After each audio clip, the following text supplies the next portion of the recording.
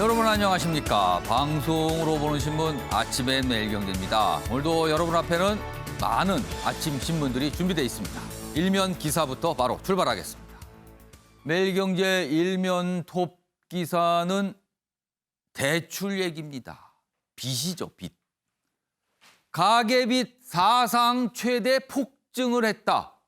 금융위기 경보가 울리고 있다는 겁니다.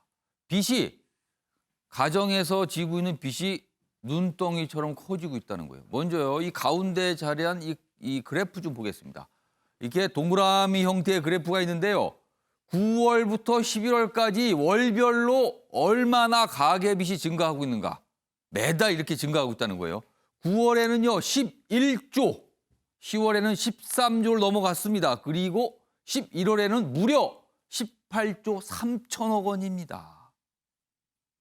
눈덩이처럼 커지고 있습니다. 내용 좀 더 보겠습니다.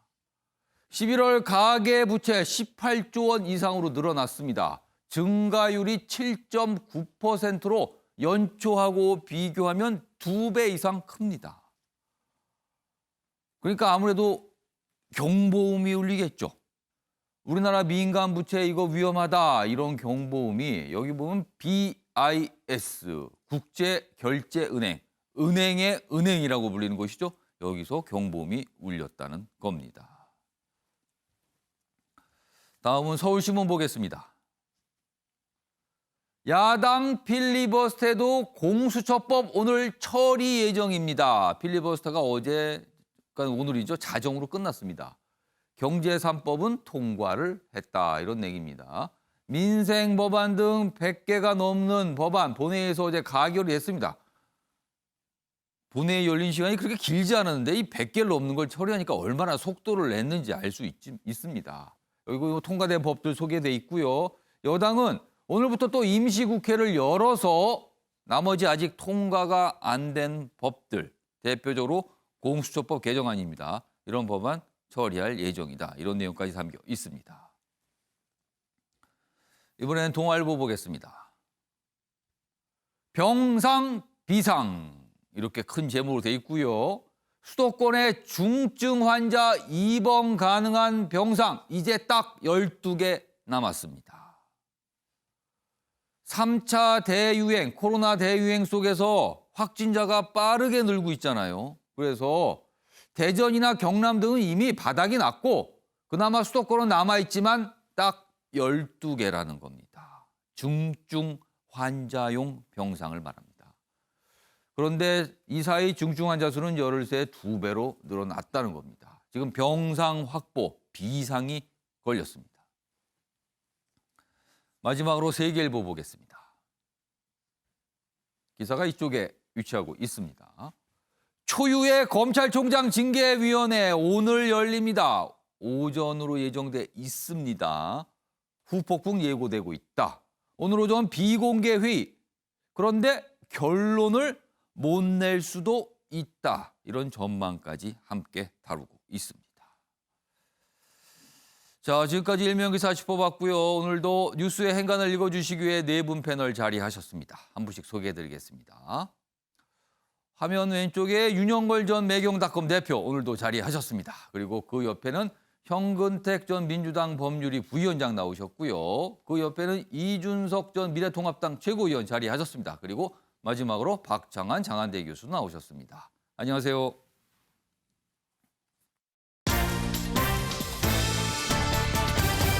오늘 다룰 주요 이슈들을 4가지 키워드로 정리했습니다. 아침을 여는 키워드입니다.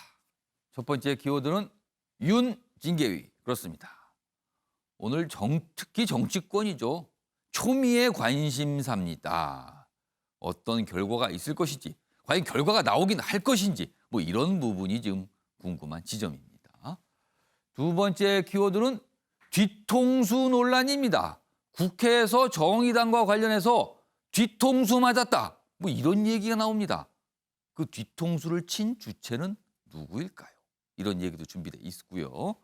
세 번째 키워드는 느닷없는 꿀 논쟁입니다. 이것도 역시 국회 상이에요. 당신이 꿀 빨았잖아. 뭐 이런 얘기가 나옵니다. 갑자기 꿀 얘기가 정치권에서 등장을 했고요. 마지막 키워드는 병상이 없다. 일면 기사 때 소개해드렸습니다. 지금 병상 비상 상황입니다. 정부가 지금 확보를 하겠다. 여러 가지 움직임이 좀 있습니다. 자, 그럼 아침에 매일경제 본격적으로 출발하겠습니다. 첫 번째 이슈는요. 오늘 법무부 징계위원회 윤석열 검찰총장이 대상입니다. 그 기사부터 좀 보겠습니다. 매일경제 기사인데요. 법무부 전례 없다. 윤 징계위원회 명단 공개 거부. 그동안 이 징계위원회 위원이 누구인가 이것을 공개하는가 마는가 논란이 있었습니다. 윤석열 총장 측에서는 공개하라. 그래야지 뭐 기피 신청을 하든지 말든지 할 거 아닌가. 법무부는 그런 적이 없었다. 다른 식으로 다 절차 보장하고 있다. 이렇게 맞서고 있는 상황이었습니다. 사상 초유의 검찰총장 징계위원회가 오늘 열립니다. 그래서 기사는 운명의 날 아닌가 이렇게 또 적고 있어요. 내용 좀 더 보겠습니다. 윤석열 총장 측은 명단을 지금 못 받은 상태니까 현장에 가면은 저 누군지 알 수 있잖아요. 그래서 현장에서 기피 신청, 위원 기피 신청을 할 것이다. 저 위원은 빼주세요. 이런 요청을 하는 겁니다. 다수 증인에 대한 신문도 예고돼 있고요. 하루 만에 결론을 못 낼 가능성도 있다는 겁니다. 그리고 쟁점은 판사 문건, 이른바 판사 문건. 이것이 과연 사찰인가 아닌가 이 부분 또 치열하게 얘기가 오가갈 것으로 보인다는 겁니다. 관련 기사 하나 더 있습니다. 윤 참모들 만류에도 징계위원회 오늘 직접 참석할지 고심이다. 오늘 오전 결정이다. 그렇습니다. 오늘 오전 10시 30분으로 예정돼 있어요. 징계위원회. 그런데 윤석열 검찰총장이 그 징계위원회 참석을 할지 말지 아직은요. 결정이 안 된 상태로 알려지고 있습니다. 그래서 이 기사는 고심 이렇게 돼 있어요. 고심. 고심이니까 뭐 갈 수도 있고 안 갈 수도 있다 뭐 이런 얘기입니다. 좀 더 내용을 보면은요.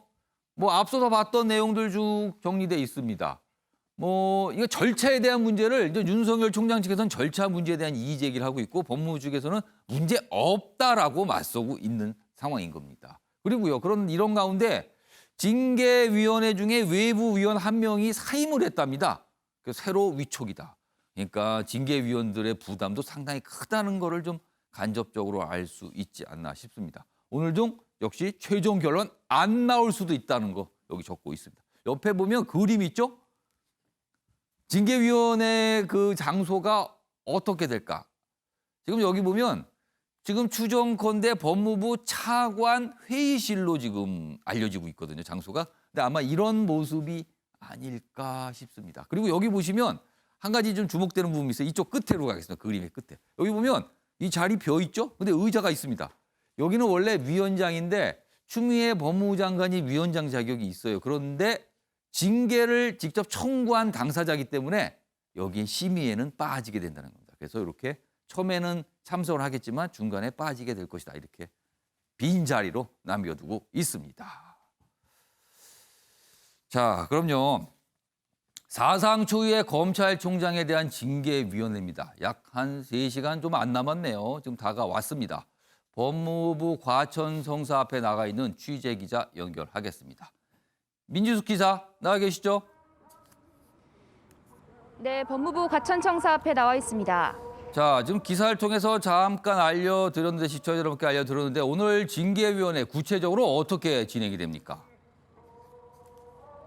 네, 윤석열 총장에 대한 징계위원회는 잠시 뒤인 10시 반부터 이곳 청사 회의실에서 열리는데요.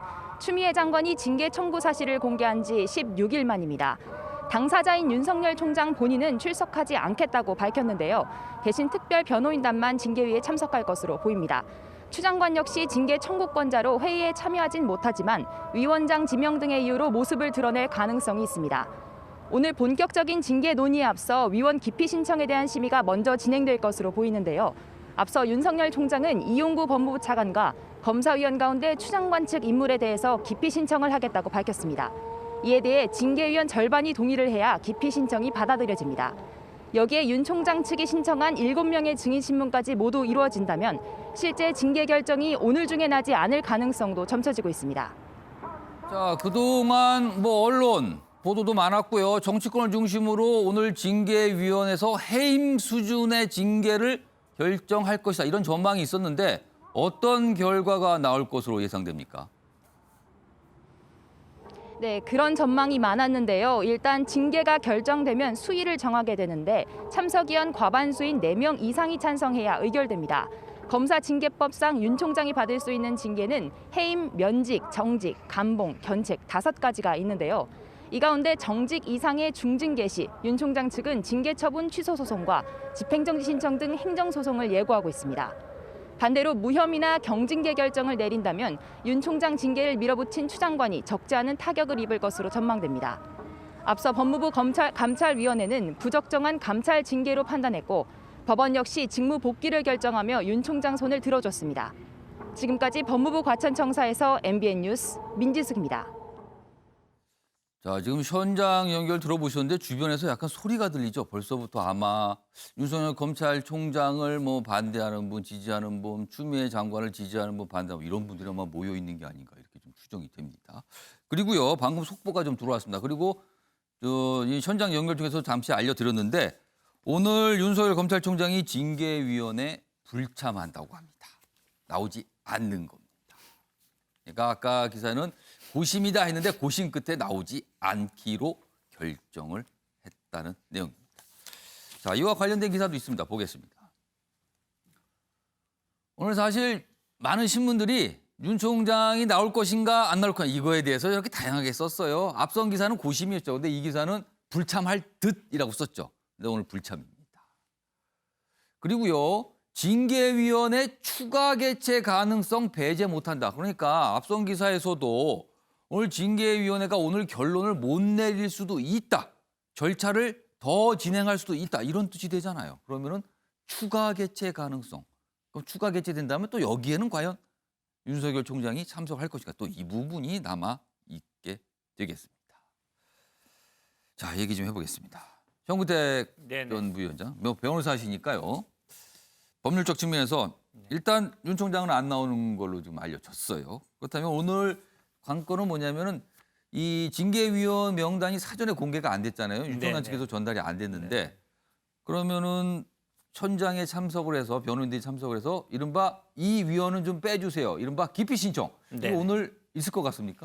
당연히 하겠죠. 지금 아마 2가지 아마 공개 요청을 했던 것 같은데 이제 명단 공개 요청하고 두 번째는 이제 자료 공개 요청이 있던 것 같은데 예. 명단 공개 보면은 사실 예전에 판례를 찾아보니까요 이제 교원 징계위원회 사례였는데 거기 그렇게 돼 있더라고요. 그러니까 공개한다는 규정이 없으면 그 공개하지 않더라도 지금 이제 공개 이유를 주장하는 게 기피 신청하려고 한다 이거잖아요. 네. 근데 이제 현장에 나와서 신청하면 되기 때문에 굳이 사전에 공개 안 해도 된다. 그리고 그 명단 공개 안 했다고 해서 절차가 위법하거나 뭐 징계가 부당하다고 할 수 없다라는 판례가 있고요. 그러니까 법관 징계법 같은 경우에는 명단을 공개해주게 돼 있는데 이제 검사 징계법은 그런 규정이 없거든요. 그러다 보니까 이제 공개 안 해도 문제는 없다. 그러니까 법무부는 그런 규정이 없으니까 공개 안 하는 게 맞다라고 판단을 한 거네요. 그런 이제 사례도 없고 제가 보기에 뭐 명단 공개했을 때 아마 지금 한 분 외부위원이 빠졌다는 것도 이런 뭐 징계 자체의 부담도 있지만 명단이 공개됐을 때 공개하라 자꾸 이렇게 얘기하면 사람들이 나가기 좀 주춤하거든요. 아무래도 자기가 사전에 공개되는 거니까 사후엔 당연히 공개될 수밖에 없는데 그런 압박감도 있을 거라고 보는데 뭐 기피 신청도 법에 나와 있습니다. 그러니까 지금 7분이지만 만약에 6명이 참석한다 그러면 물론 예비위원을 넣을지 안 넣을지 모르겠지만 과반 출석, 과반 찬성을 결정하는 거예요. 그러니까 뭐 기피 신청 당연히 하겠고요. 지금 아마 참석 뭐 만약에 심재철 국장이나 이런 사람이 참가하면은 뭐 기피 신청하겠지만 절차대로 하면 될 것 같습니다. 거기서 과반 출석, 과반 오늘 찬성해서. 징계위원회가 무언가 징계 결정을 좀 내놓을까요? 아니면 더 좀 이어질까요? 지금 이제 핵심이 아마 기피 신청하면은 기피 신청을 받을지 안 받을지는 간단해요. 왜 그러냐면 이제 과반 출석, 과반 찬성이니까 제가 보기에 뭐 몇 분 내로 될 것 같은데 이제 증인 신청이 7분이나 했더라고요. 처음에 3분 했다가 4분 더 했는데 일단 증인 채택 여부와 공방이 될 것 같아요. 그럼 이게 사실상 어떻게 보면 이 재판과 비슷한 절차를 가는 거네요. 물론 형사소송법을 준용하게 돼 있는데요. 근데 보통은 이제 증인 채택 여부 법정에서는 재판관이 합니다. 그냥 재판장이 결정을 하는데 여기는 그 규정은 없어요. 검사징계법은. 그러다 보면은 이거를 뭐 과반 출석, 과반 찬성으로 할지 아니면 지금도 위원장은 또 직무대리잖아요. 그러니까 본인이 장관이 하는 게 아니기 때문에 직무대리가 정할지. 본인이 결정하기에 약간 부담을 가질 수가 있을 것 같아요. 그러면 의사결정이 기본적으로 과반 찬성, 과반 출석, 과반 찬성인데 어떻게 할지 이거에 대한 논란이 생길 수 있고 그다음에 이제 증인들이 나오느냐 안 나오느냐 이렇게 채택을 한다 해도 왜냐하면 법원 같은 경우 미리 소환장을 보내고 안 나오면 또 뭐 과태료를 물고 있는데 이거는 또 그거는 어려울 것 같거든요. 그러면 이제 또 나왔을 때 증인신문 절차를 어떻게 할지 보통 법정에서는 뭐 변호인이 신청한 사람은 먼저 하고 나중에 검사가 하고 이렇게 되는데 여기 또 신문 절차를 어떻게 할지 그런 부분이 제가 보기에 조금 애매해서 이 증인을 채택할지 그다음에 출석할지 신문을 어떻게 할지 이 부분이 일단 좀 시간이 걸릴 것 같고요. 오래 걸릴 수 있다고 보시는 그렇죠. 거네요. 왜냐하면 굉장히 오래 걸릴 수 있다. 증인이 예를 들어서 7명이 아니라 만약에 3-4명만 해도 한 사람이 뭐 신문이 길어지면 1시간 이상 될 수도 있는데 그러면 벌써 막 늦어지잖아요. 그러면 제가 단도직입적으로 내일 아침에 매일경제에서 징계 결정 소식을 전해드릴 수 있습니까? 없습니까? 어려운 질문인데요. 제가 보기에는 한 번 더 할 것 같습니다. 그럼 내일 아침에는 징계 내용을 전해드리기가 어려울 수도 있다. 개인적으로는 오늘 아마 그 심리를 끝내고 증인신문이나 이런 걸 끝내고 그다음에 뭐 한 번 더 열어서 그 징계 수위를 결정하는 방식으로 갈 수 있지 않을까라고 생각해 보는데 또 한 가지 변수는 뭐냐면 이게 아마 오늘 넘어가서 내일로 가면 징계 명단들이 다 공개될 거예요. 그러겠죠. 외부적으로. 현장에서 그렇죠. 누가 현장에 봤잖아요. 나오니까. 지금. 그러다 보면 이제 징계위원들이 심적 부담도 가질 수 있어서 오늘 내로 어쨌든 밤 늦게라도 끝내려고 할 수도 있을 것 같습니다. 그렇다면 밤을 새서 할 수도 있다라고 두 가지 가능성 다 봅니다. 있다고 봅니다. 저는. 이윤석 전 최고위원. 저는 이제 그 명단 공개 안 하는 거에 대해 가지고 규정을 들어가지고 협박 매수론이 계속 나오거든요. 그러니까 결국 보면은 그 징계위원들의 이름이 빨리 공개되면 그 사람들에 대해 가지고 압박을 넣을 수 있다라는 거잖아요. 근데 잘 생각해 보면요, 지금 윤석열 총장 측에서 그러면은 징계위 명단을 몰라서 그러는 걸까라는 생각을 해봐야 되는 거거든요. 왜냐하면은 그 징계위라는 것이 윤석열 징계위가 따로 있는 게 아닙니다. 일반적으로 위촉해놓으면 3년 동안 가는 거기 때문에 지금 다 알고 있어요. 그런데 여기서 문제되는 건 뭐냐면은 마지막까지 공개되지 않는 검찰 측 인원이 누구냐는 거예요. 그러니까 사실 지금도 오늘도 매일경제 기사에 나왔지만은 그 민간에서 들어가시는 세 분 같은 경우에는 뭐 최모 변호사랑 안모 교수님이 있고 그분들은 미리 정해져 있는 상태잖아요. 그렇죠. 그리고 한 분이 이제 압박을 이렇게 사퇴하셨다 이렇게 돼 있기 때문에 이 세 명은 확정된 거고요. 거기서 이제 모르는 것이 막판까지 이 사람들이 뭐 심재철 국장을 넣을까, 신성식 부장을 넣을까 이런 걸 갖고 이제 오히려 법무부가 그러니까 검사 2명. 카드를 숨기고 있는 거거든요. 거네요. 제가 봤을 때는 아까 현근택 변호사의 설명의 대로라면은 오히려 민간위원들이야 뭐 여기 할까 말까가 뭐 선택이겠지만은 저는 오히려 공무원이잖아요. 이 사람들은. 공무원들이 어떤 실제적인 공무를 하면서 내 이름을 밝히기 거부한다는 것 자체가 굉장히 말이 안 되는 상황이죠. 뭐 예를 들어 제가 뭐 신호위반 해가지고 경찰서 잡았는데 나중에 네가 보포할 테니까 내 이름은 안 알려주겠다 이러고 경찰관이 하면 얼마나 황당했습니까 제가. 제가 뭐 그런 상황을 감내해야 되는 게 지금 윤석열 총장의 상황이거든요. 그러니까 저는 지금 시점에서 아까 말했던 민간위원은 공개 안 해도 도대체 그 2명 그리고 이 사안에 대해서는 중요한 게 2명이 실질적으로 징계 청구권자인 추미애 장관도 있지만은 반대로 이 사안에 대해서 여러 가지 감찰이나 이런 과정에 증언을 했고 이해관계자인 사람이 지명될 가능성이 높기 때문에 검찰 공무원 중에서 누가 오느냐를 계속 물어보고 있는 거거든요. 이거 왜 말 못합니까 이거는? 간단히 10초만 얘기할게요. 평검사였으면 공개하는 건 문제 없어요. 근데 검찰의 수장이죠, 총장. 징계하는 것 때문에 아마 어떤 검사가 나와도 부담을 가질 수밖에 없습니다. 그렇죠. 그럼 예를 들어 부담 갖죠. 예를 들어 이렇게 해보죠. 그럼 심재철 국장이 예를 들어 지명됐어요. 이 사람한테 윤석열 총장이 전화해가지고 너 손보겠다 협박하겠습니까? 협박하면 땡큐 그러죠. 전화 받았다 이렇게 하고. 전화한다는 얘기 아니고요. 어쨌든 참석 자체가 부담이 된다는 얘기죠. 그렇기 때문에 당연히 근데요, 두 분 지금 열심히 논쟁 벌이시는데 뭐 소용없습니다. 이미 뭐 공개 안 하기로 했어요, 지금. 그리고 오늘 아침에 가서 오전에 참석하면 윤석열 총장이 변호인 측이 그제서야 확인을 할 수 있는 겁니다. 아무튼 그동안 이렇게 두 분을 보셨지만 치열하게 논쟁이 있었는데 결국은 공개가 안 되는 걸로 그냥 굳어졌습니다, 지금요. 자, 이런 상황에서 어제 국회 본회의가 열렸죠. 그러면은 국무위원들, 장관들이 출석을 합니다. 추미애 법무장관도 출석을 했는데요. 글쎄요, 어떻게 보면 굉장히 보기 어려운 장면이 나타났습니다. 보겠습니다. 먼저 사진 좀 봐주시죠. 추미애 법무장관이 국무위원석에 이제 국회 본회의장 국무위원석에 앉아 있었거든요. 그런데 앉아 있다가 갑자기 뭔가 책을 하나 꺼내요. 그리고 나선 책을 읽기 시작합니다. 그런데 이 책을 꺼낸 장면이 카메라에 잡힌 거죠. 여기 보시면 거꾸로 돼 있어요. 책 제목이 이렇게 지무면서. 근데 제대로 보면은 내가 검찰을 떠난 이유라는 제목이 붙은 책을 꺼내서 읽은 겁니다. 내용 보겠습니다. 추 장관, 검찰 비판 내용을 담은 책 국회에서 보란 듯 꺼내들었다. 보란 듯 꺼내들었으니까 카메라들이 봤죠. 그들께 사진으로 나온 겁니다. 검찰 출신 변호사의 책인데 내가 검찰을 떠난 이유, 그러니까 검찰에 대한 어떤 비평, 지적을 많이 담고 있는 책으로 나옵니다. 추 장관, 뭐 여러 가지 또 그 이후에 검사 향후 수사 결과에 뭐 비상식적이다 이런 비판 글을 또 여기서 쓰기도 했습니다. 자, 그럼요. 기사로 소개해드렸는데 어떤 모습인지 영상으로 확인해 보겠습니다. 어제 오후에 국회가 열렸죠. 근데 뭔가 좀 추미애 장관이 보고 있죠. 책입니다. 방금 여기 꺼냈던 이 책을 보고 있는 모습이에요. 국회의장과 여야 대표. 그래도 사진으로도 저렇게 또 소개가 되고 있습니다. 자, 이 얘기 좀 해보겠습니다. 국회 본회의장에서 국무위원 장관이 책을 꺼내서 봤는데 그 책이 검찰과 관련된 책. 이게 간단하지만은 않습니다. 그래서 그 의미 또는 의도가 무엇인지 지금부터 좀 얘기해 보겠습니다. 윤영걸 대표님, 네. 어떤 의미일까요? 내 길을 계속 가겠다는 거죠. 아. 예. 오늘 징계위가 헌정사상 처음으로 현직 검찰총장에 대한 징계위가 열리잖아요. 예. 그 하루 전날 국회에서 대정부 질문도 바쁜데 예. 검찰을 왜 떠났나 하고 검찰을 비판한 변호사가 쓴 거를 들었어요. 예. 그거는 내 길을 계속 가겠다 뭐 이런 거죠. 여기 근데 보면 이게 사진에 보면 막 밑줄까지 그어가면서 있는 걸로 나와요. 네, 그래서 그거를 국민들한테 보여주는 거죠. 특히 이제 대통령, 문재인 대통령 지지자들 친문을 향한 그 호소다 뭐 이렇게 볼 수 있겠는데 지금 추미애 장관이 옛날 히딩크 축구 감독이 월드컵 전에 5대0으로 잘 져가지고 5대0 감독이라고 그랬거든요. 예. 지금 5대0으로 지고 있어요.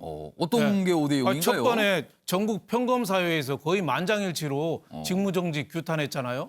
그 두 번째는 법무부 감찰위원회에서도 직무정지 안 된다고 그랬잖아요. 세 번째는 서울행정법원에서 조미연 판사가 그 가처분 받아들였잖아요. 예. 네 번째는 전국 법학 교수들이 또 반대했어요. 예. 마지막으로 다섯 번째는 판사회의에서도 이거 입장 판사 안 되기로 했죠. 그거 안 된다 이렇게 해서 5대0으로 지금 졌어요. 그래서 국민 여론이 지금 뭐냐면 학교 폭력이 생겼는데 예. 지금 가해 학생 부모가 예. 징계위를 열고 징계위원회를 하는 거예요 지금.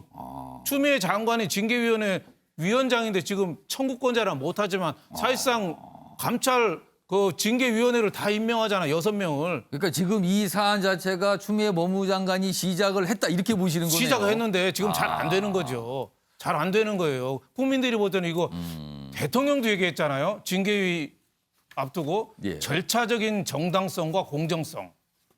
추미애 장관이 임명하는 징계위원회 그 방식을 누가 그걸 공정하다고 하겠어요. 그래서 거기에 대한 여론 예. 그거를 추미애 장관이 굉장히 좀 부담을 많이 갖고 있는 거 아니냐. 하지만은 나는 여기까지 너무 많이 왔다.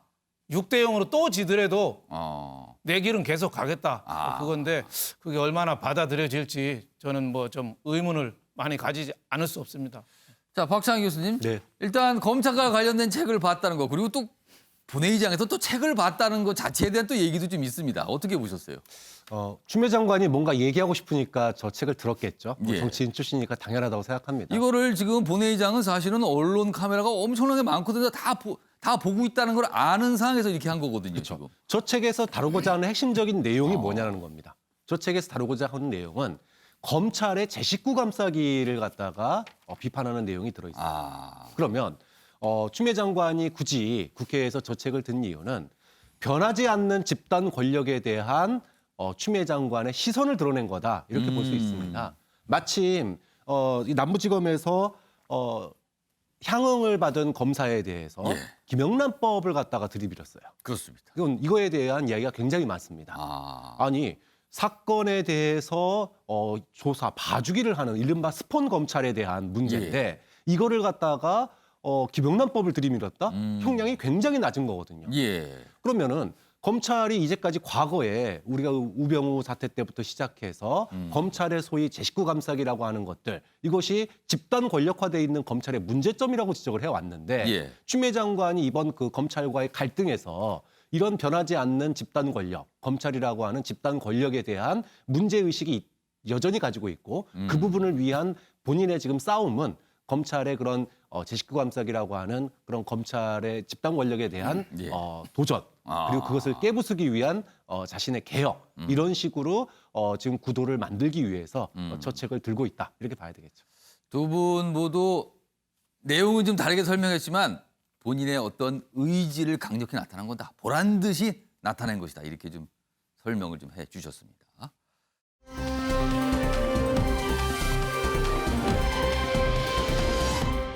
이번에는 국회 상황으로 좀 보겠습니다. 어제도 역시 장소를 바꿨죠. 본회의장으로. 그러나 역시 혼란스러웠습니다.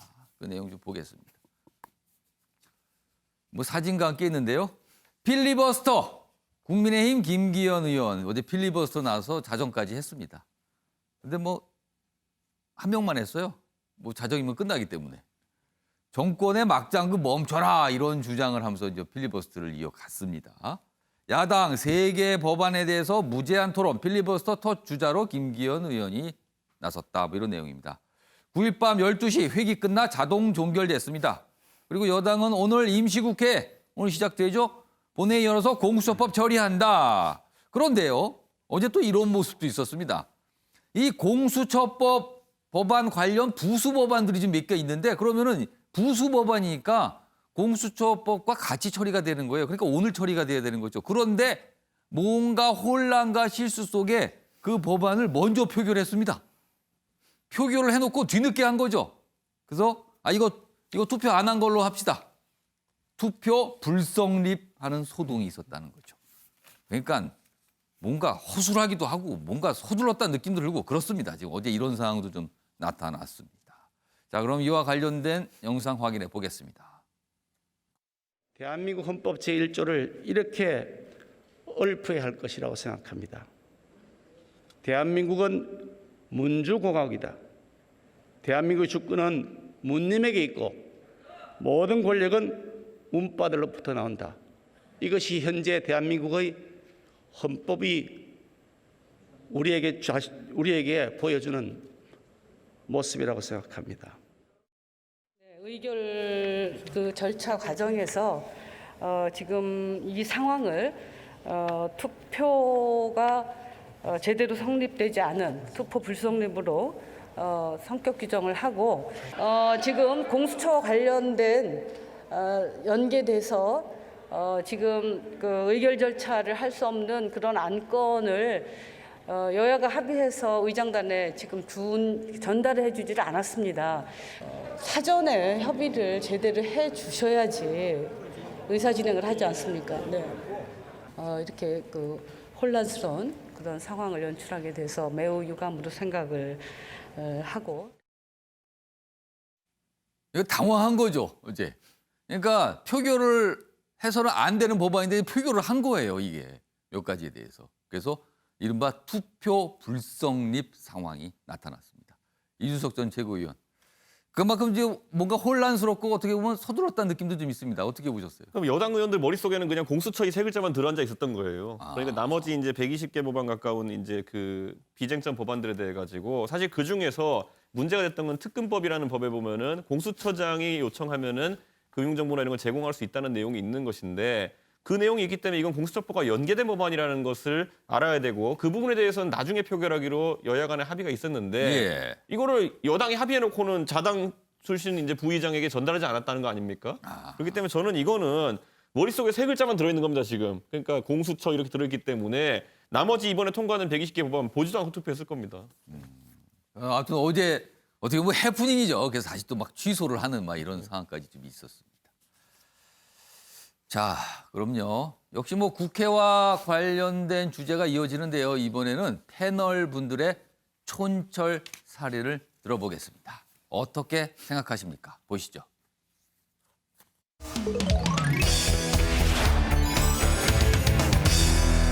오늘 어떻게 생각하십니까? 주제는 뒤통수와 갑질 논란입니다. 뒤통수와 갑질이요. 일단 단어 자체가 굉장히 좀 뭔가 험악한 상황이 벌어진 거 아닌가 이렇게 좀 느낌을 좀 줍니다. 기사가 2가지가 준비되어 있습니다. 첫 번째 기사는 이렇습니다. 정의당 대통령 공약까지 뒤통수 맞았다. 여당 강교함에 극치다. 뭐 엄청난 거센 비판입니다. 대통령 공약사항은 뭐냐면요. 공정거래위원회 전속 고발권을 폐지하는 문제입니다. 그러니까 공정거래위원회가 이제 기업들의 어떤 공정 문제를 좀 적발하고 뭐 여러 가지 조치를 취하잖아요. 그런데 그 내용에 대해서 고발을 하는 권한을 공정위원회만 지금 갖고 있거든요. 근데 이거를 공정위원회가 아닌 다른 데도 고발할 수 있고 검찰도 알아서 수사할 수 있고 뭐 이렇게 내용을 좀 확대하는 건데 이거 폐지하기로 했는데 왜 안 합니까? 뒤통수 맞았다는 거예요. 내용 좀 더 보겠습니다. 꼼수로 안건조정위원회에서 이 폐지를 담은 법안을 통과시킨 후에 곧바로 전체회의로 갔는데 전체회의에서는 내용이 뒤집힌 다른 법안이 또 올라간 거예요. 그러니까 정의당은 아니 이거 안건 조정에서 그렇게 하기로 한 거 아니야. 우리가 그렇게 합의해 줬는데 왜 또 내용을 뒤집습니까? 폐지해서 폐지 안 하는 법안이 또 올라간 거예요. 그러니까 정의당은 몰랐다는 거죠. 여당 의원 일부도 뭐 반대 기권표다. 이런 내용이 있습니다. 그럼요. 이 내용과 관련된 상황 영상으로 확인해 보겠습니다. 검찰과의 권력 투쟁에만 골몰하느라 사리 분별을 잃은 탓에 재벌개혁의 원칙을 뒤통수 친 것입니다. 무엇보다 공정거래위원회 전속 고발권 폐지를 대통령 선거 공약으로 내건 문재인 대통령의 뒤통수를 내리신 것입니다.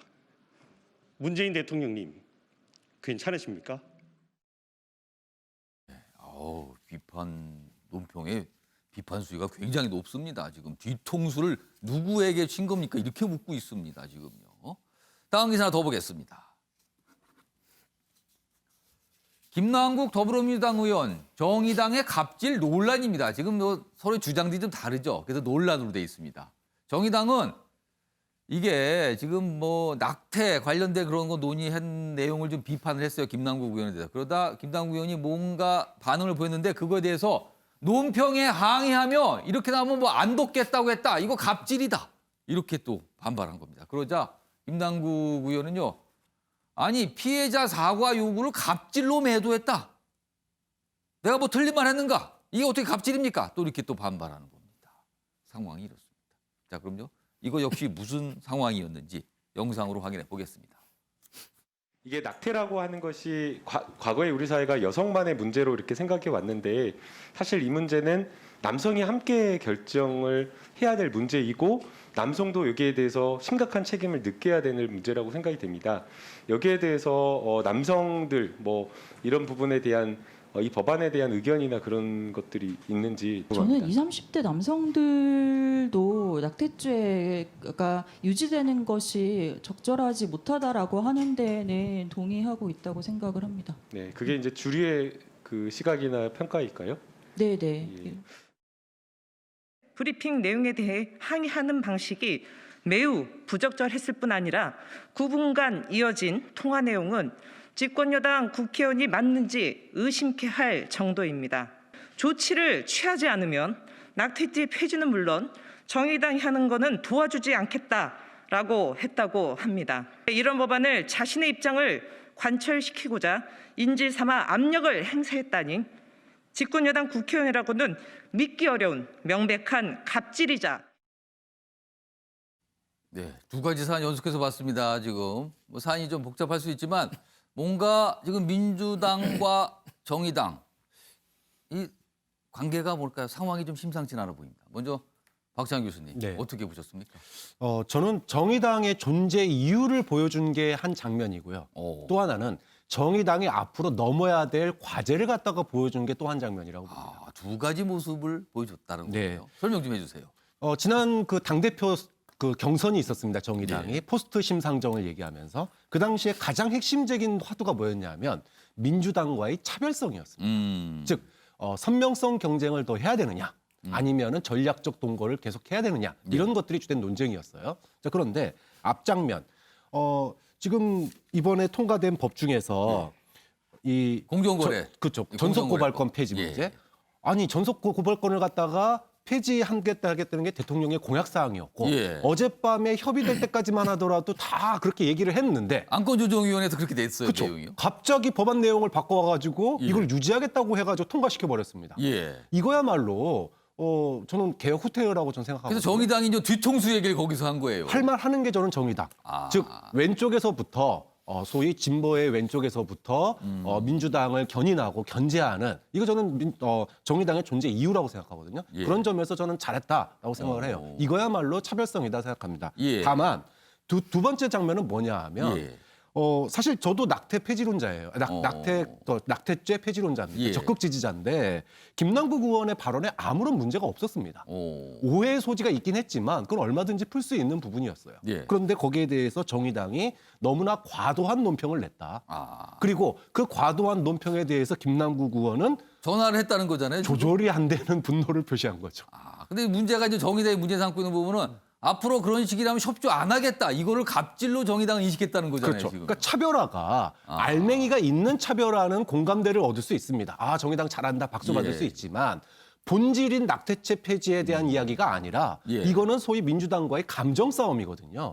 감정적인 차별화가 국민 여론에 미치는 영향이 과연 정의당이 대중정당으로 발전하는데 저는 한계를 가지고 있다. 이 점을 넘어서야지 정의당이 조금 더 국민들에게 사랑받는 정당이 될 수 있지 않느냐. 그런 점에서 차별화의 두 얼굴 이렇게 붙여봤습니다. 지금 많은 분들이 그동안 생각하시기에 민주당과 정의당은 굉장히 가깝다라는 인식이 있었는데 지금 보면 감정 싸움까지 가고 있다. 지금 이런 상황을 좀 평가를 해주셨어요. 그 두 가지 내용 중에서 앞서 처음 해봤던 내용. 전속고발권 폐지 문제. 네네.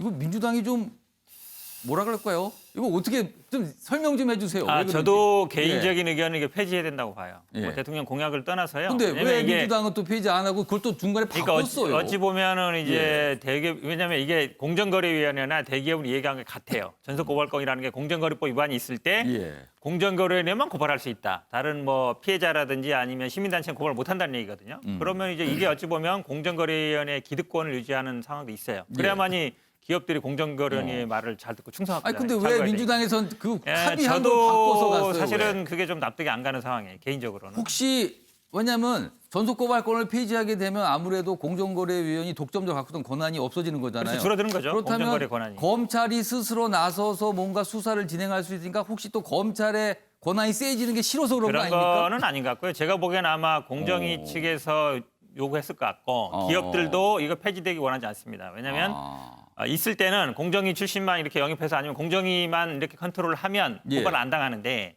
만약에 열어놓으면 피해자들인지 누구든지 고발할 수 있잖아요. 그러면 이제 커지는 거죠. 아니 근데 그렇게 생각을 하고 있었는데 왜 합의를 했어요? 그러면? 저는 아마 공정이나 아니면 기업의 요구 있었을 것이고 아마 지금 이제 공정경제 3법이라든지 이거 개정하면서 기업들의 불만이 되게 많은 걸로 알고 있는데 그런데 저는 좀 타협했다고 보는데 저도 개인적으로는 잘 이해 안 가는 상황이에요. 사실은 해명을 좀 해주셔야겠더니 왜냐면 이게 민주당 굉장히 소속이 정그택 변호사께도 이해가 안 간다고 지금 말씀하시죠. 왜냐면 이게 아마 김태년 원내대표도 뭐 정의당에 사과한 걸로 아는데요. 그러니까 이런 식으로 왜냐면 이게 다 논의가 된 것이고 그런 것인데 그게 안건 조정이 가서 바뀐다. 그러면 이제 정상적인 어떤 토론 과정이 있어야 되는데 이유 지금 얘기처럼 정당한 이유 설명이나 없는 거잖아요. 저는 아마 본회의에서라도 이거를 다시 사실은 바꿀 수 있습니다. 본회의 가서도 라든지 제대로 좀 개를 했으면 좋겠다. 폐지하는 방향으로 갔으면 그러니까 좋겠다. 되게 좀 어리둥절하고 굉장히 어리둥절해. 아니 이렇게까지 논의해 또 본회의 가서 이걸 바꾸다는 것도 굉장히 어리둥절해요. 아니 근데 제가 아까도 설명드렸지만 저 이유는 딱 하나밖에 없어요. 전속 고발권 폐지되면 검찰에서도 바로 할 수 아까 있잖아요. 제가 그 질문 드렸는데 그러니까 검찰 큰 아니라고 말씀하셨는데. 검찰 힘 주는 게 싫은 거죠. 그거 아니면 다른 걸로 설명이 안 됩니다. 대통령 공학인데요. 말씀드리면요. 검찰청법이 개정되면서 직접 수사할 수 있는 게 4가지 정도밖에 6가지예요. 뭐 부정부패라든지 거기에 제가 보기 공정거래법은 안 들어갈 가능성이 많습니다. 그러면 사실은 수사는 공정거래법 수사를 만약에 폐지되면 경찰이 할 가능성이 더 많아요. 알겠습니다. 아무튼 좀 보기 어려운 상황이 벌어졌어요. 그래서 정의당이 굉장히 반발했죠. 자, 이준석 전 최고위원께는 두 번째 상황, 김남국 의원과 관련된 상황 어떻게 보셨습니까? 저는요 이번에 그 김남국 의원 발언에 대해 정의당이 여기서 논평낸 것은 이건 오히려 굉장히 정당이 할 수 있는 원내 정당이 할 수 있는 갑질에 가깝다 저는 이렇게 보거든요. 그러니까 김남국 의원에게 갑질당했다 그러고 있는데 사실 제가 김남국 의원의 그 해당 여성단체분과의 이제 그 대화를 다 봤는데요. 전혀 문제될 내용이 없어요. 그러니까 그 김남국 의원이 국회의원으로서 20대, 30대 남성의 생각도 이와 비슷할 것 같냐라고 물었는데 그거는 왜냐하면은 본인이 어쨌든 20대, 30대 남성들과 더 가까운 위치에 있는 사람이고 해당 위원이 어떤 그 체계적 조사를 통해 가지고 그런 주장을 하는 것인지 물어보기 위해 가지고 예. 뭐 자료가 있냐 이런 식으로 물어본 거거든요. 자료가 없는 것 같아요. 그러니까 계속 한 3, 4분 동안 계속 장황하게 얘기하니까 다시 한번 물어본 거거든요. 자료가 있냐.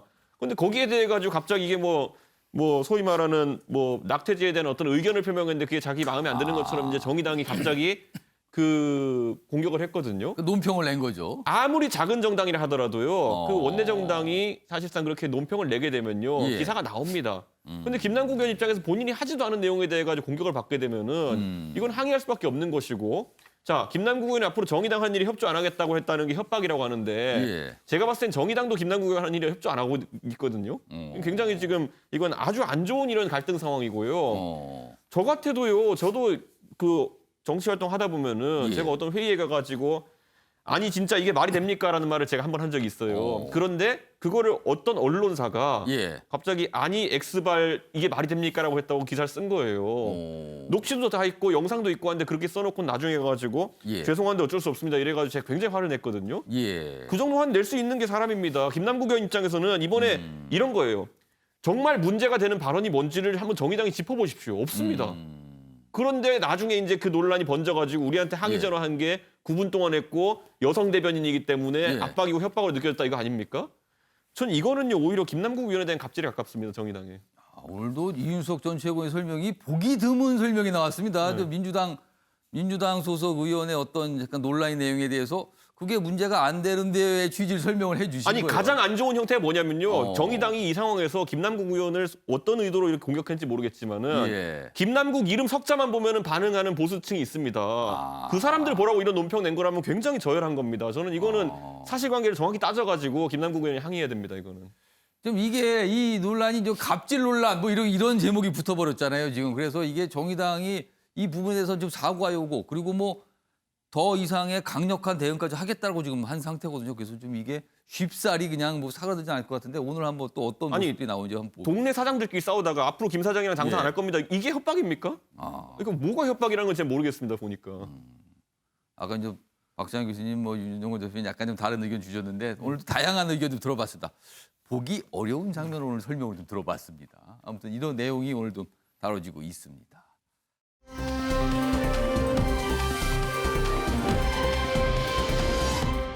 자, 다음은 역시 이제 국회 상황인데 갑자기 꿀이 등장합니다.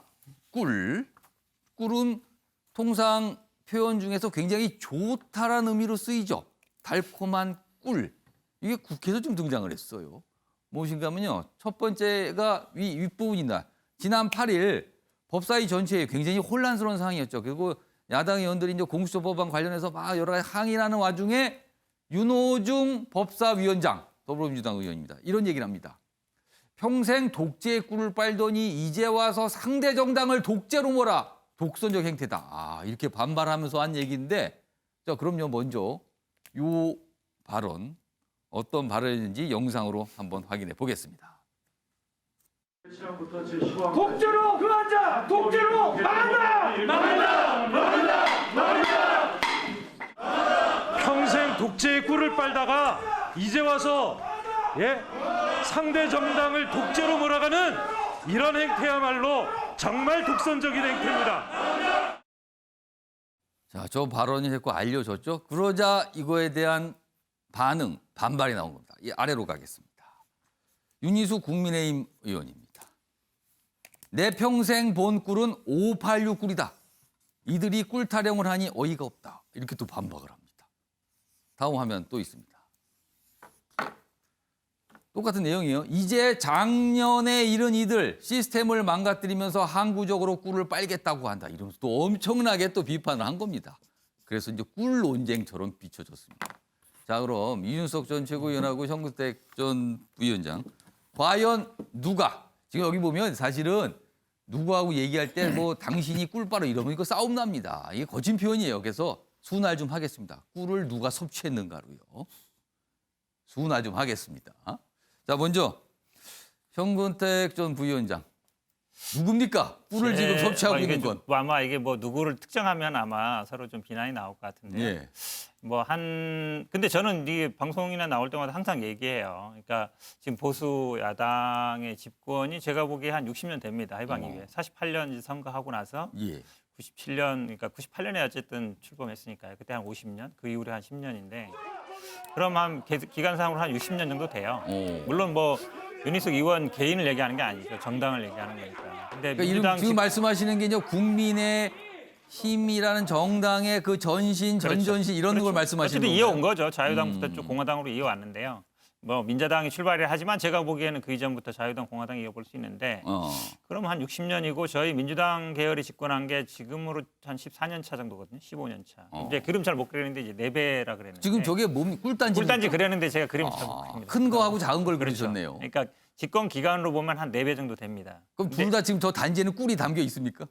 뭐 모르겠습니다. 제가 꿀이 뭔지 모르겠지만 어쨌든 근데 지금 저도 개인적으로는 우리 민주당에서 586이 이제 조금 빨리 물러났으면 좋겠다 이런 생각을 하는데 그렇다고 해서 우리 민주당 계열의 집권이나 이런 부분들이 과연 우리 보수 정당보다 그렇게 오래됐거나 아니면은 그동안 많은 권한을 누려왔느냐 저는 그렇지는 않다고 봐요. 그러니까 결국 물론 기간만큼 권한을 누리지는 않았겠지만 어쨌든 지금 한국 사회에서 봤을 때 저는 그래서 뭐 민주당이 뭐 25년 집권, 30년 집권 해야 오히려 균형이 맞는 게 아닌가라고 항상 갖고 있거든요. 기간을 본다 그러면 뭐 지금 예를 들어서 누구를 탓하기 전에 기본적으로 뭐 제가 보기에는 앞으로 이런 논쟁은 계속될 수밖에 없다. 왜냐하면 이제 어찌 보면 약간 주류의 교체 과정이거든요. 저 개인적으로 그렇게 봐요. 대한민국 주류가 교체되는 과정인데 사실은 또 쉽게 물러나지 않거든요. 과거에 어쨌든 뭐 오랫동안 기득권을 가져왔던 사람들이 이런 논란은 제가 봐도 뭐 앞으로 1, 20년 계속 될 것 같습니다. 그러니까 이 두 인물의 말이 틀리지 않았다고 보시는 거네요, 그러면은.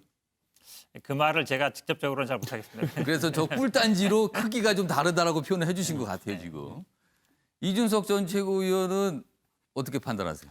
저는 둘 다 독재한 거 맞죠. 예를 들어서 군사 독재라는 것도 있었고 지금 민주당이 하는 뭐 친일몰이 이런 거로 하는 이제 사실 민중 독재가 있는 것인데 저는 결국엔 군사 독재라는 거는 우리나라뿐만 아니라 아시아의 여러 국가들에서 역사 발전의 필연적 과정으로 전후에 겪어왔던 것이고 우리는 민주화 운동을 통해서 좀 빠른 시기에 그걸 극복했기 때문에 지금 이런 성과가 있다 이렇게 보는 것이고 다만 이제 군사 독재 시절에 우리나라는 다른 나라에 비해 가지고 부패 문제나 이런 게 상당히 적었습니다. 예를 들어 다른 나라들 인도네시아 이런 것 같은 경우에는 그 군사 독재 지도자들의 부패 때문에 예를 들어 원조를 한 뭐 1조 원 해주면은 그 중에 50%는 어디 가고 없고 이런 상황들이 발생했거든요. 그런데 우리나라는 그런 것들을 통해 가지고 경제 발전을 제대로 했기 때문에 지금의 상황이 있는 것이고 저는 지금 예를 들어 586 꿀이라고 표현된 지금 민중 독재하시는 분들의 그러면은 그 혜택이라는 것이 국민들에게 돌아오고 있느냐.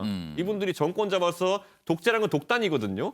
독단을 통해 가지고 야당의 합의 없이 그렇게 추진한 법들이 과연 그럼 좋은 결과를 낳고 있느냐. 예를 들어 집을 살 수 없게 되어버린 것. 부동산법 누가 통과시켰습니까? 자기들끼리 알아서 했습니다. 예를 들어 최저임금 인상으로 해가지고 일자리 난을 일으킨 거 자기들이 알아서 했습니다. 야당의 반대에 무릅쓰고. 독재에서 결과가 안 좋으면은 책임을 좀 져야 되는 겁니다. 지금 이번에 검찰개혁이라는 것도 얼마나 독선적입니까? 야당 얘기 안 듣고 국민 얘기 안 듣고 자기들이 옳다고 생각하는 길로 가고 있잖아요. 결과 안 좋으면 책임지십시오. 그게 독재에 따르는 책임 정치거든요. 그럼 책임도 안 지려고 그러잖아요. 제가 듣기에 좀 거북한 말이 있는데요. 30초 드릴게요. 민중 독재, 586 독재라는 말이 어디서 나온지 모르겠어요. 민중 독재는 보통 이제 뭐 프롤레타리아 독재, 사회주의 전체주의 얘기하는 거죠. 지금 독재 효과를 생각하는 사람이 있을까요? 절차적으로 다 보장되고 하고 싶은 말 다 하잖아요. 예전에 이승만, 박정희 때는 이런 말 하면 당장 잡혀갔죠. 그거를 독재다. 제가 보기에는 아주 적절하지 않은 표현인 것 같습니다. 지금 꿀 얘기하는데 사실 원칙적으로 생각을 해보면 꿀은 국민들이 좀 드셔야 되는 거 아닙니까 원래? 왜 정치 세력들이 서로 꿀 먹는다고 지금 손가락질을 하는 걸까요?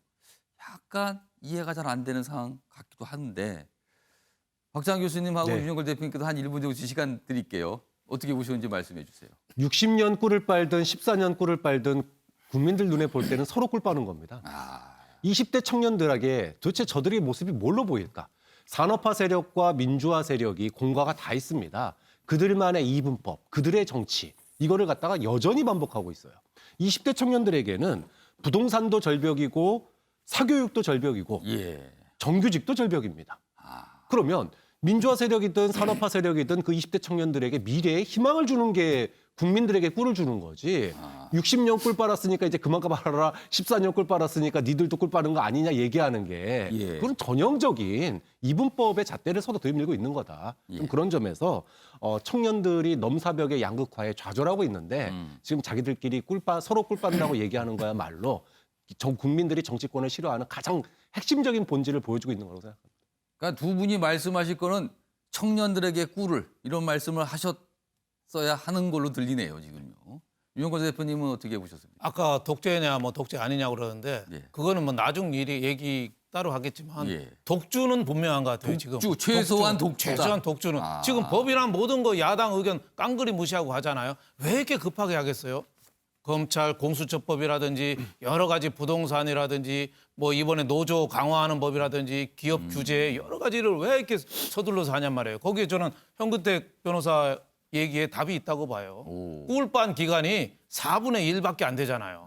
그러니까 짧은 시간에 꿀을 빨리 빠르려고 저 고성능 압착기를 동원해서 꿀을 빠는 거 아닌가. 압착기요, 지금. 그렇죠. 좀 있으면 꿀단지가 좀 빨리 뺏기게 생겼어요. 지금 그러니까 그 사자가 그 동물을 한 마리 잡았는데 사슴 한 마리 잡았는데 지금 독수리가 이게 먹고 있는데 지금 하이에나가 또 올 것 같으니까 빨리 먹고 좀 도망가려고 급한 거 아니냐. 그래서 지금 천천히 좀 공수처법이나 뭐 기업 규제법이나 여러 가지 법들을 좀 소통하고 대화하고 상대방을 그 들으면은 상당히 개선될 여지도 많은데 일방적으로 막 밀어붙이거든요. 저는 거대 여당의 오만도 있지만 또 마음이 굉장히 조바심. 아무리 생각해도 이 정권을 재창출하기가 좀 불안한 감이 좀 있는 거 아니냐. 그래서 있는 동안에 재벌, 언론, 그리고 검찰 세 개 하나는 반드시 손을 보겠다. 우리 손으로 장악하겠다. 이런 좀 그 과도한 좀 욕심이 있는 거 아니냐. 저는 이런 생각이 좀 들었습니다. 네. 제가 잠깐만 한마디 할게요. 왜냐하면 뭐 또 반론하시겠나 봐요. 뭐 그렇게 해서 그건 아니고요. 저희 민주당 같은 경우는 2004년 그 4대 개혁 입법 처리를 실패하고 그 이후에 뭐 정당도 쪼개지고 또 집권이 실패한 경험이 있어요. 그리고 많은 뭐 당 지지자들이나 분들 보면요. 아니 180석이나 줬는데 뭐 하고 있냐. 오히려 더 늦었다. 이게 아니 그동안 선거 끝나고 회의를 몇 번 했는데 이 법 하나 못 했냐라는 얘기 많거든요. 독주에 대한 반론을 그렇죠. 그게 아니라 오히려 더 늦었다. 그리고 개혁 당연히 180억 줬으면 그거에 맞는 역할을 해야 되는 것이죠. 근데 그걸 또 인정 안 하고 독주도 한다 그러면 총선을 뭐하러 하죠? 국회의원 뭐하러 뽑아요? 그냥 똑같이 합의하면 되죠. 저는 알겠습니다. 오히려 국민들의 그 지지를 받았던 정당이 그 역할을 하는 게 맞다. 그리고 그거에 하는 게 오히려 좀 더 늦어지고 있다라고 보고 있습니다. 그거를 뭐 예를 들어서 지금 말씀처럼 뭐 장악해서 한다. 그거는 제가 보기에는요. 제가 아까 전제드렸잖아요. 그동안에 주류 역할을 해왔던 보수였던 정당들이 그의 기득권을 뺏기는 거에 대한 이제 두려움이 있는 것인데 그거는 저 어쩔 수 없는 교체 과정이라 보는 것이지 그거를 앞으로 뭐 40년 동안 빨아야 된다 이렇게 해석한다 그러면 저는 민주주의 자체를 그러니까 부정하는 뭐 거예요. 독주에 대한 약간 반론을 말씀해 주셨어요. 여기 가만히 보면은요, 이게 뭐 독재의 무슨 꿀 얘기가 나왔는데 사실 또 이 면을 보면 여당과 야당이 서로를 바라보는 진짜 속내가 무엇인지도 언뜻 드러난 것 같기도 합니다. 서로를 이렇게 쳐다보고 있었던 것 같기도 합니다. 그러니 타협이 되겠습니까? 이게. 또 이런 내용까지 좀 전해드렸습니다.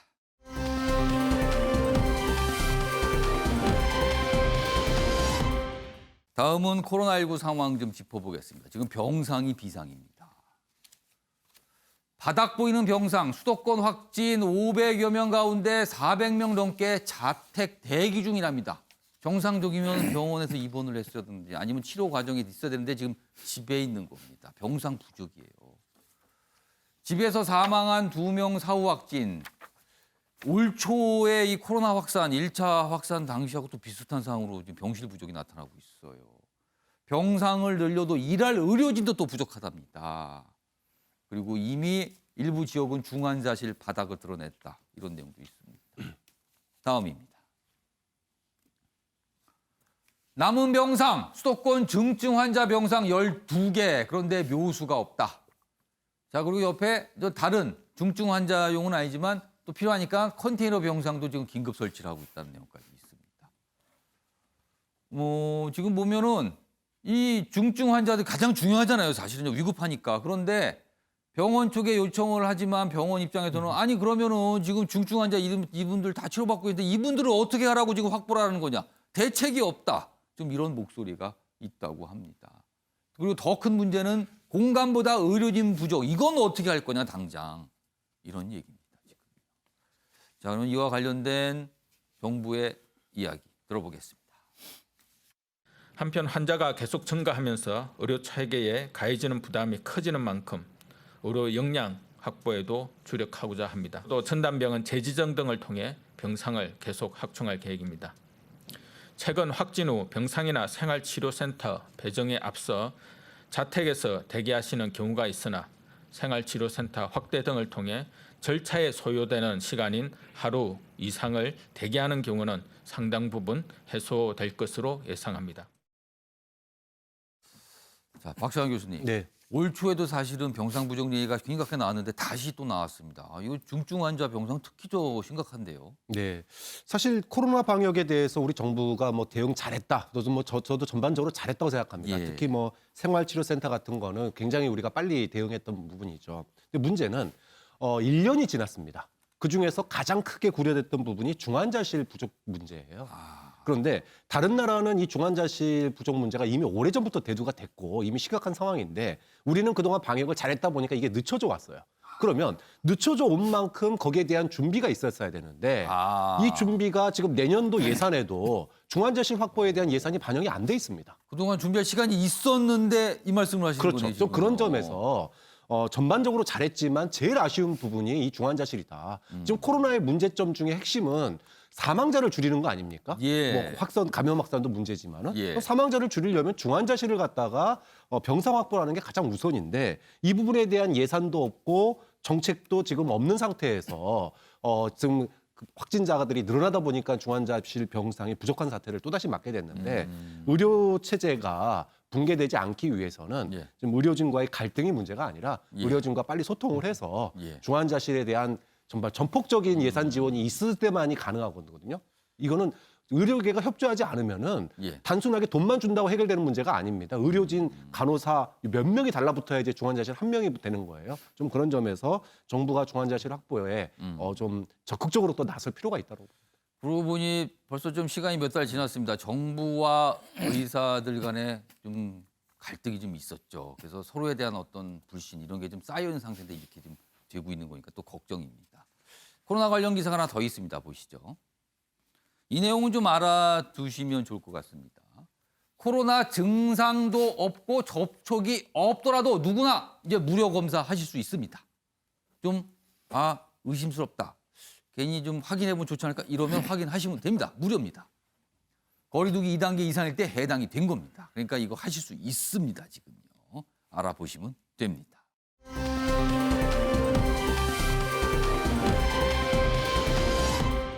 자, 이번에는요. 내 삶에 영향을 주는 경제 이야기, 경제 브리핑 순서로 가겠습니다.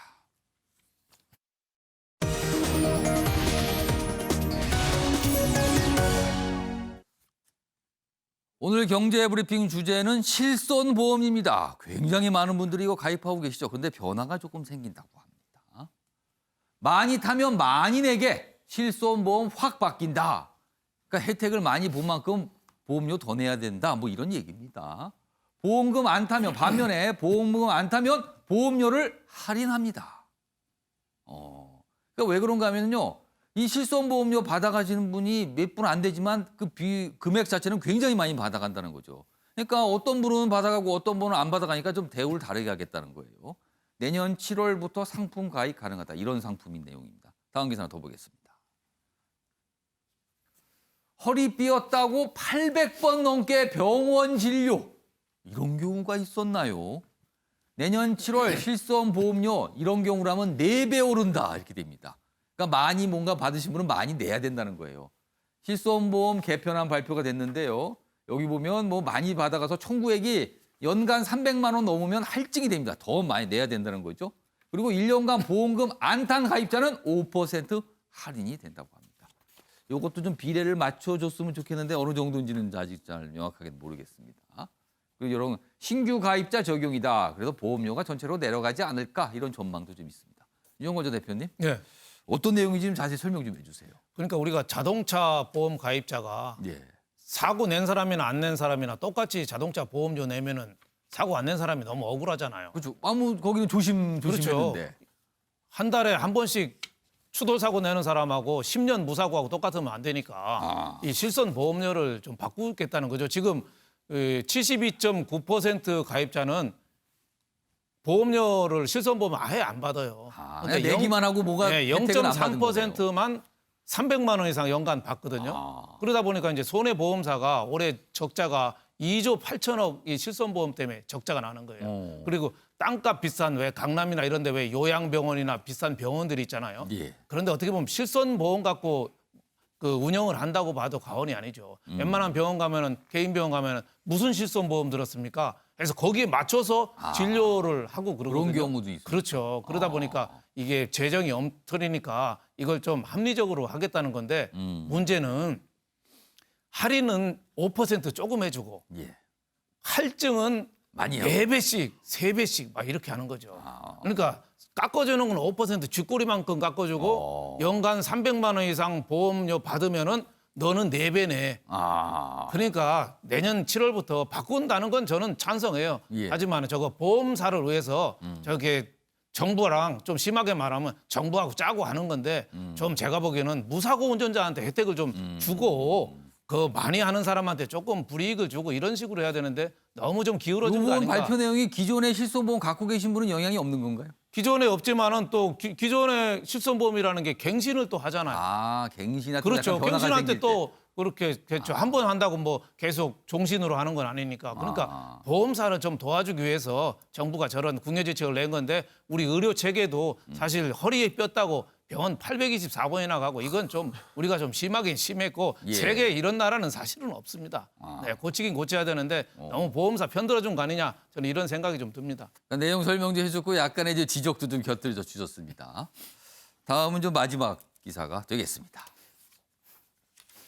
강경화 외교장관이 얼마 전에 뭐 북한스럽다 뭐 이런 표현을 썼어요. 근데 여기에 발끈한 김여정 망언이다. 두고 기억한다. 이게 어떻게 된 거예요? 이게 좀 뭘 어떻게 하겠다는 걸로 들리기도 합니다. 강경화 장관이 뭐 코로나가 북한을 더 북한스럽게 만들었다. 좀 이상한 상황이다. 뭐 이렇게 하니까 이거에 대한 발끈 이렇게 된 거예요. 그래서 코로나 사흘건 김정은 모독한 걸로 인식하는 거 아니냐. 그래서 혹시라도 보복 가능성이 있지 않을까 이런 걱정이 조금 나고 있습니다. 지켜보도록 하겠습니다. 이런 말하는 게 북한이 너무 자주 해서 어떤 모습인지 좀 기다려 보겠습니다. 자, 아침의 매일 경제 오늘은 여기서 마치겠습니다. 시청해 주신 여러분 고맙습니다.